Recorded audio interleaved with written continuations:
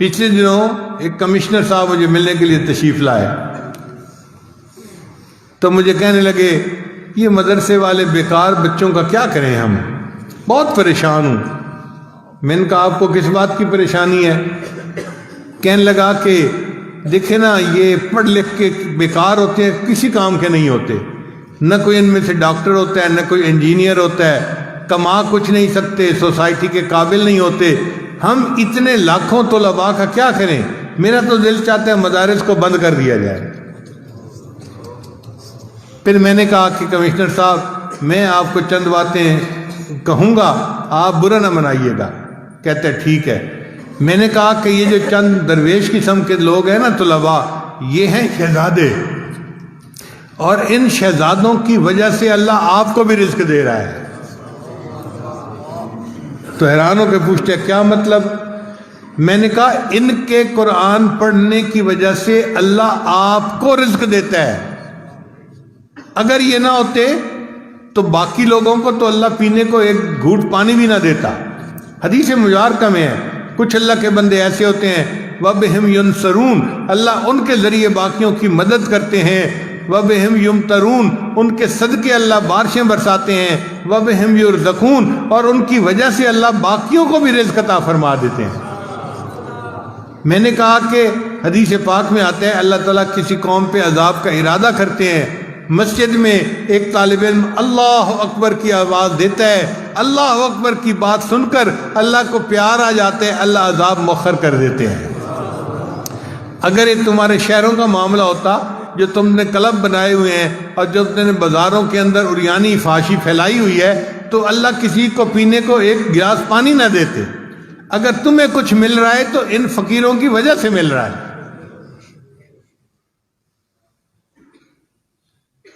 تو اب ان کو تھوڑا دماغ میں بات آئی۔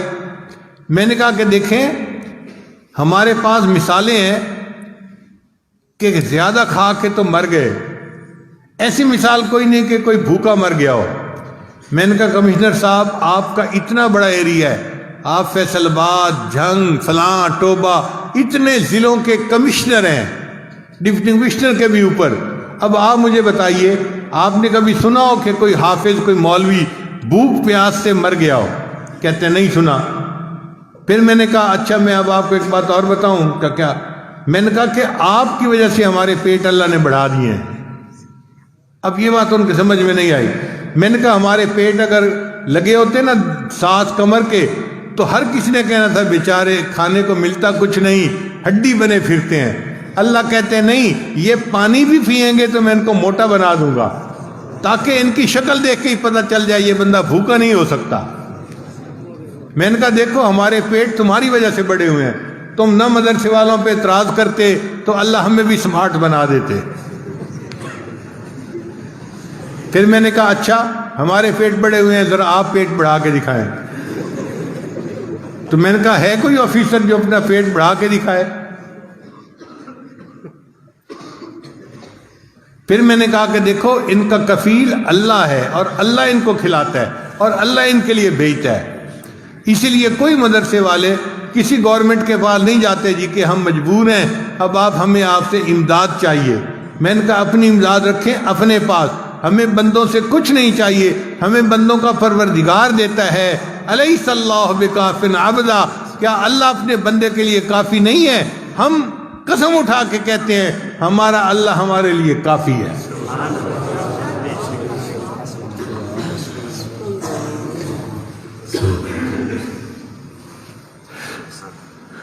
پھر مجھے کہنے لگے آپ تو لکھے پڑھے آدمی ہیں، آپ بھی مولیوں والی باتیں کر رہے ہیں۔ میں نے کہا کہ میں نے آپ کو اب حق بات سمجھا دی ہے تو اب کیا آپ کو سمجھ نہیں آ رہی؟ اچھا میں آپ کو ذرا ایک اور طریقے سے سمجھاتا ہوں۔ میں نے کہا دیکھیں ملک میں انڈسٹری کے گروپ ہوتے ہیں، یہ منشا گروپ آف انڈسٹریز ہے، یہ داؤد گروپ آف انڈسٹریز ہے، یہ کرسنٹ گروپ آف انڈسٹریز ہے۔ کہنے لگے ہاں گروپ ہوتے ہیں۔ میں نے کہا یہ طلباء ہے نا، یہ پرل گروپ آف انڈسٹریز ہے، پرل کہتے ہیں موتی کو۔ کہنے لگا کیا مطلب؟ میں نے کہا آپ کی فیکٹریاں کوئی شوگر بناتی ہے، کوئی ٹیکسٹائل کے کپڑے بناتی ہے، کوئی لوہے کے پرزے بناتی ہے، یہ طلباء ایسی فیکٹری ہیں جو موتی بناتے ہیں. کہنے لگا جی وہ موتی کہاں جاتے ہیں؟ میں نے کہا وہ سارا ایکسپورٹ کا مال ہے، سارا ملک سے باہر چلا جاتا ہے، ملک والوں کو دیتے ہی نہیں ہیں. کہنے لگے آپ مذاق کر رہے ہیں پیر صاحب. میں نے کہا نہیں، میں مذاق نہیں کر رہا، میں حقیقت بات کر رہا ہوں.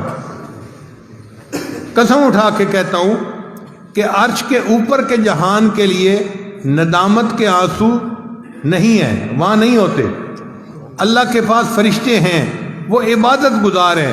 وَمَنْ عِنْدَهُ لَا يَسْتَكْبِرُونَ عَنْ عِبَادَتِهِ وَلَا يَسْتَحْسِرُونَ يُسَبِّحُونَ اللَّيْلَ وَالنَّهَارَ لَا يَفْتُرُونَ. صبح و شام اللہ کی عبادت کرتے ہیں، اس میں کوئی افطار نہیں ہوتا، کوئی وقفہ نہیں آتا.